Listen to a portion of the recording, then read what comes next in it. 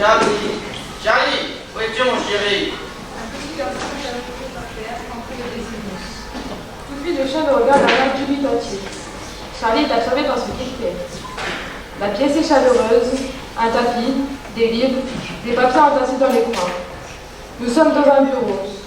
Un vieil homme y fait éruption de raffolée, mais se rassure rapidement. Ah, enfin, tu es là. Il s'assoit dans le fauteuil juste à côté de l'enfant et regarde par-dessus son épaule. Que fais-tu mon chéri? Et que dessines-tu? Les bonhommes qui font la guerre. Sais-tu comment appelle-t-on les bonhommes qui font la guerre? Non, papy. Des soldats. Des soldats. Oui, je connais un rayon. J'étais moi-même soldat. Et c'était quand, papy? Lorsque tu es vieux. C'était à la vie de dinosaure? Pas tout à fait. C'était pendant la Première Guerre mondiale. Les Allemands voulaient prendre notre pays. Et nous devions les repousser. Charlie écoute sans s'arrêter de dessiner. Peux-tu raconter mon histoire de soldat? Oui, papy. Mais je peux continuer à dessiner, s'il te plaît? Oui, bien sûr. Le vieil homme s'enfonce dans le fauteuil, croise les doigts et ferme les yeux. C'était au mois d'août 1914. Un mardi. Je m'en souviens comme si c'était hier.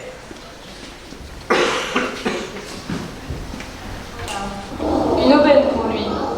D'autres faisaient le chemin plus que Craon. La première chose qu'il vit parmi ce petit groupe, c'est une cage avec 2 pigeons à l'intérieur. C'était son ami Clément, dit voyageur. On le surnommait comme cela car il élevait des pigeons voyageurs. Sa présence le rassurait. Ils ont même pris tes pigeons? Baptiste, mon ami, ça fait plaisir de voir. Eh oui, moi aussi moi à la guerre.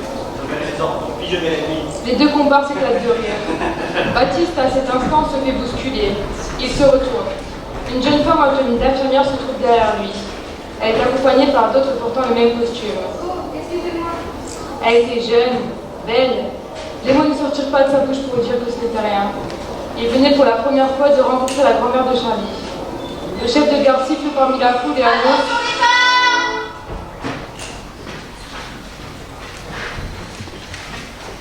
« À peine embarqué, ça discutait dur sur cette putain de guerre. » Il paraît que ça se rend pas si rapide que ça, les gens. C'est pas rien. Ça commence à être sacrément la value. Un homme mat réplique. C'était Marius, sacré galopin celui-là. Il arrivait du nord de l'Afrique, la France avait besoin de renforts. Il disait qu'on lui avait promis une belle vie après la guerre. Il avait traversé la moitié du pays à pied, s'arrêtant chez l'habitant pour y manger et dormir. Baptiste se souvient lui avoir dit à ce moment-là. Bienvenue parmi nous. Faisons des fous. Oui. Le voyageur était en train de sortir un casse-croûte. En tout cas, moi, ça me brûle, tout ça. Allons, partageons. C'est pas qui nous mangera. Qu'est-ce qu'il n'avait pas dit là, le voyageur? Arrivé à destination, ils ont vite déchanté.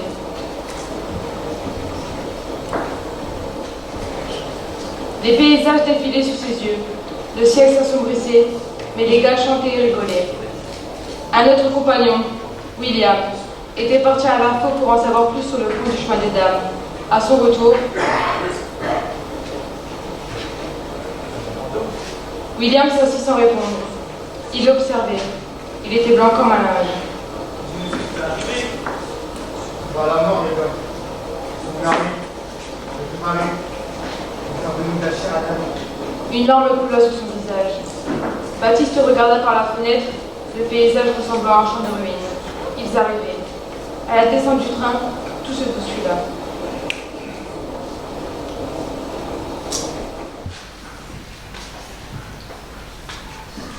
Les soldats du régiment 49, 48, 60, suivez-moi. Nous allons vous préparer au campement. Les autres, suivez le colonel du coup. Marius faisait partie de ceux-là. Il lui glissa un billet dans la main avec son nom et son régiment et lui lança. Encore son ami. Les événements s'enchaînèrent. Visite médicale, préparation de combat. L'orage retentissait loin. Il savait qu'il n'était pas d'orage.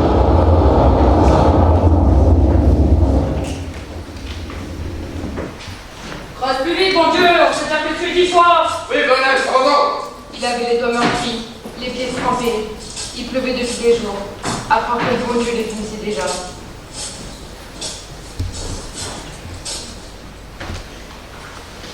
William pleurait tous les soirs et le consolait du mieux qu'il pouvait.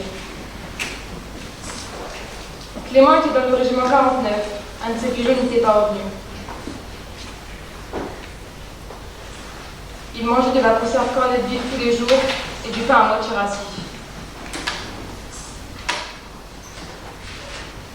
Votre fusil Lebel est votre ami. Il vous protège contre l'ennemi.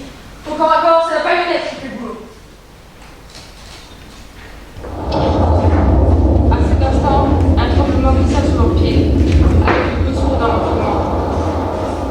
Quelque temps après, des civils arrivaient. Des draps tachés de rouge dissimulaient les visages des pauvres soldats morts pour la patrie. L'odeur de la mort passa à côté d'eux, l'envie de vomir monta, et d'autres tombèrent dans les pommes. Le 47e revenait escampé, il faisait partie du 48e.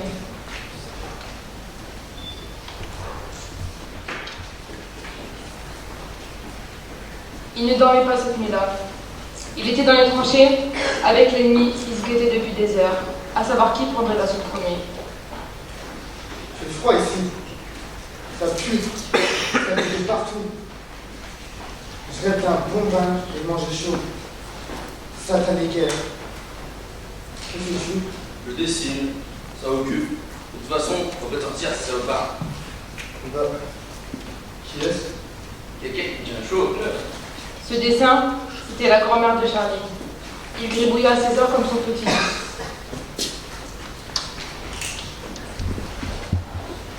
Un bruit de casserole retentit dans le champ de bataille.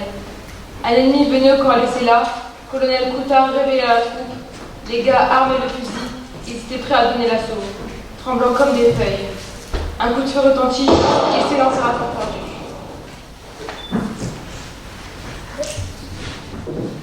Ils sont revenus sains et saufs avec William. Mais lorsqu'il tournait la tête, autour de lui, il vit l'étendue des dégâts. Les leurs avaient péri. Ils avaient repoussé les cheveux, mais il se mit à pleurer.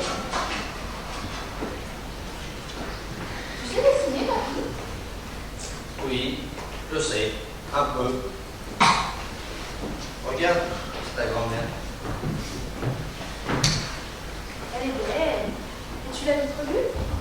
Force des choses, oui, les hommes et du courage.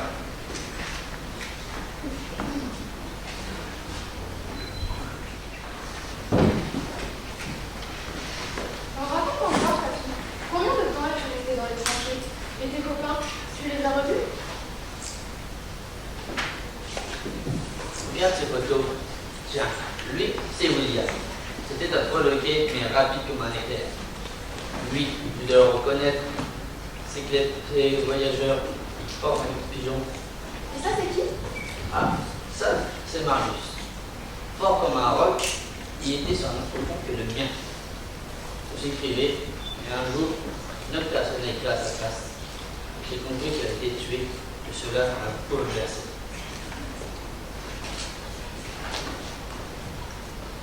Tiens, dernier échange entre nous. Je vais déclamer l'autonomie.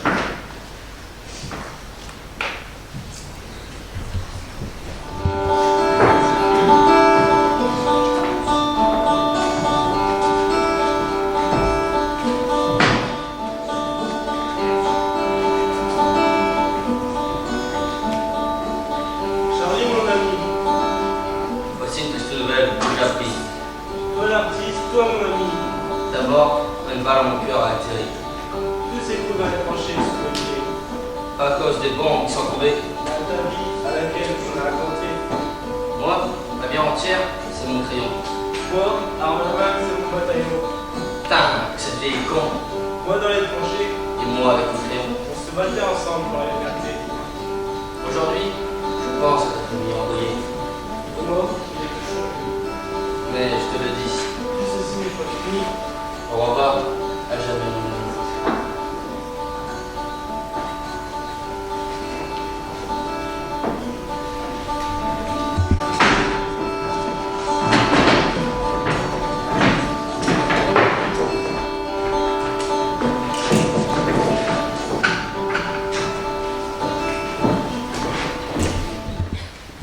Les jours se ressemblaient tous. Ils étaient sur le front, ils attaquaient, ils ramassaient, ils repartaient. Un vrai travail à la chaîne. Ça bombardait partout. Ils faisaient reculer l'ennemi, mais à quel prix? Le pire, c'était de ramener les blessés. Pas beau à voir. Les gars étaient éventrés, coupés, déchiquetés, mais il fallait les soutenir, pour dire que c'était rien que ça allait aller. En portant un couteau sur son dos, Baptiste a pris une balle. Et c'est depuis ce jour qu'il boite. La douleur l'a fait s'évanouir.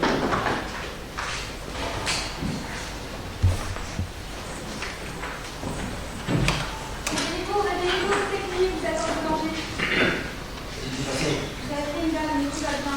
Les femmes pour les laisser en dessous. Vous attendez comme une petite plaisir. La grand-mère de Charlie était resplendissante. Sans s'en rendre compte, elle lui caressait les cheveux.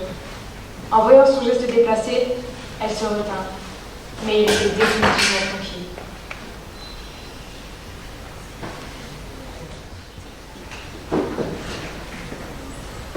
La famille dans laquelle il se reposait, c'est une famille de paysans.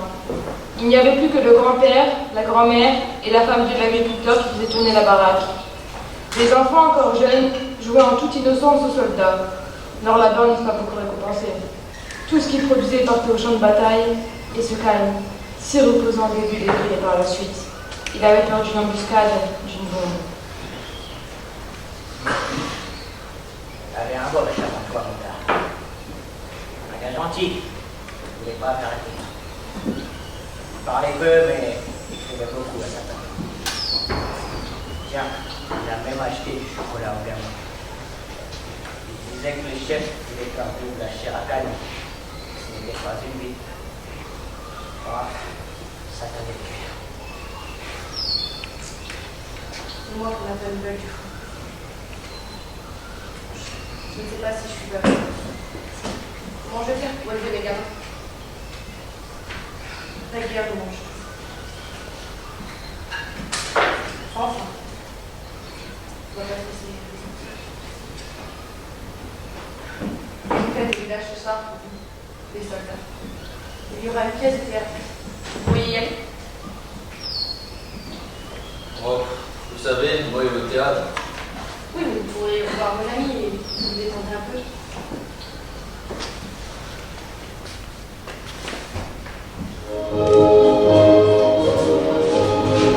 Heureusement qu'il a accepté cette invitation.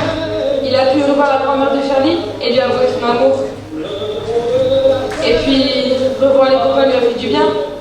Malgré la blessure, il était requinqué. Il dansait jusque tard dans la nuit. Il savait presque oublier qu'à l'autre bout de la vallée, c'était la guerre.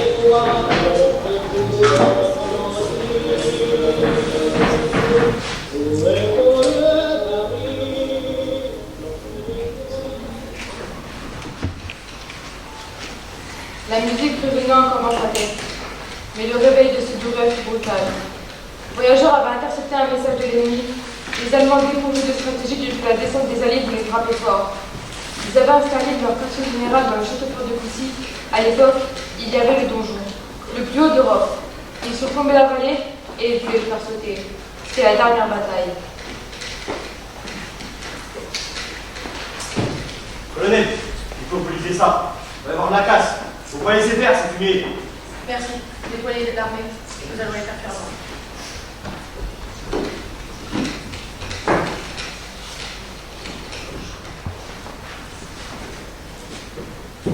Debout les gars, dernière mission. Montez sur Coucy, repousser l'ennemi, pour pas qu'il fasse sauter le donjon. Nous avons les alliés avec nous. Nous avons l'avantage. Ça me plaît, les gars. Allons-y. J'ai faim. Je mangerai bien du moche au petit-déj, moi.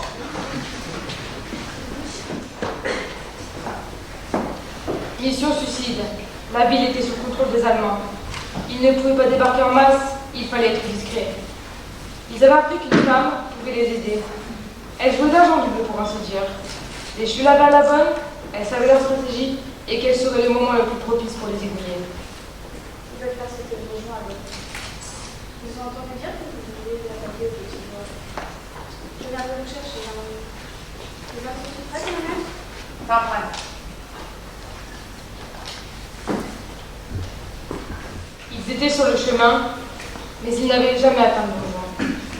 Les Allemands avaient chiffré un peu de dernière minute. À leur arrivée, plus personne. Les lieux étaient déserts. Mais ils avaient bien joué. William ameubait les troupes. Il avait trouvé des chariots explosifs partout autour du donjon et différentes portes par lesquelles ils accédaient à la ville. Sortons de là, ça va péter! Ils avaient à peine mis un pied hors de la ville qu'un souris m'accompagnait dans ses oreilles sifflaient. Et en se retournant, Baptiste vit le donjon s'écrouler comme un château de cartes. Marie l'arrivée. Ils veulent faire sauter la ville, à l'abri! Elle lui prit le bras et il entendit le poids de sa soeur s'ouvrir leur tête. Une, puis deux, puis cinq. Il ne pouvait plus les compter. Les bombes arrivaient partout. Il se refugie dans des petits bois pour pas notre but. Mais du coup, on va pas loin, encore un choc. C'est Marie qui l'a traîné.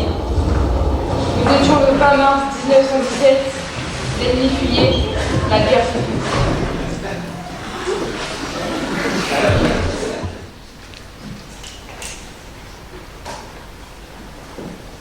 Voilà mon histoire de soldat. Tu as aimé? C'était génial, papy. Tu penses que les guerres sont finies? Tu crois que tu y retourneras? Ah non, je suis trop vieux. Je ne souhaite à personne de vivre ce que j'ai vécu. Nous nous sommes battus pour notre pays et je remercierai jamais assez ceux qui sont venus nous aider. Mais, tu sais, la vanité et le pouvoir font naître ces guerres. Et de nos jours, elles prennent d'autres formes. Ne t'en préoccupe pas, dans la vie, ils vont se mon chéri. Regarde ton dessin, papy.